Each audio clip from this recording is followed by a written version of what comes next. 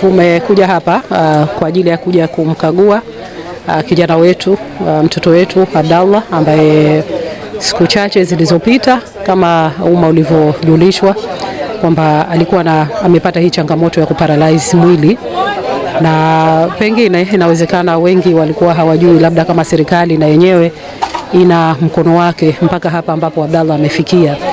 Kwa hiyo tumekuja kumkagua na sisi kama serikali tunaahidi kwamba tutaendelea kushikana, yani tutaendelea kusimamia matibabu ya Abdallah ili kuona kwamba Abdallah anarudi katika hali yake ya kawaida na kuendelea katika maisha yake ya kawaida. Kikubwa na kinachotupa faraja kwamba Abdallah bado mentally yuko vizuri, anatambua, anajitambua, anajua nini anataka, anajua wapi anakoelekea, lakini kikubwa zaidi bado Abdallah hajakata tamaa.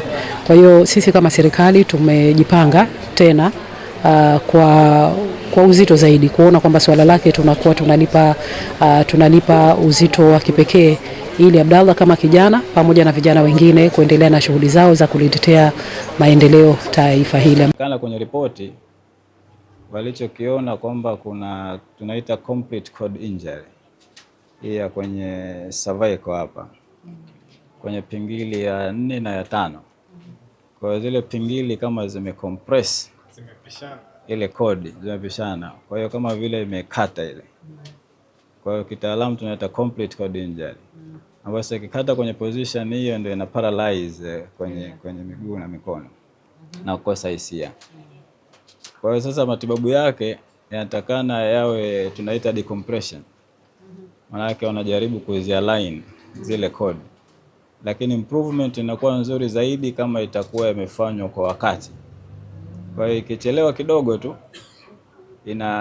inachelewa ile recovery yake, kwa sababu injury inakuwa tayari imekuwa complete ya ile cord ambayo ni kama waya sasa ambao unapeleka hisia kwenye sehemu zote za mwili. Kwa hiyo kichelewa, wanachokifanya ni kujaribu tu kurudisha ile baadhi ya hisia na zile power, lakini kurecover completely inakuwa is almost impossible.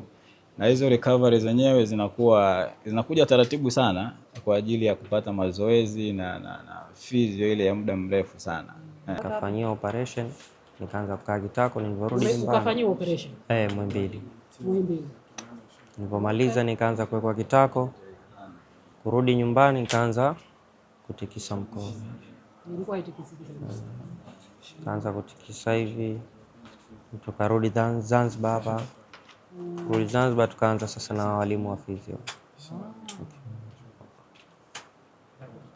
Ndo mpaka sasa hivi na angalau mkono na naweza kumwona.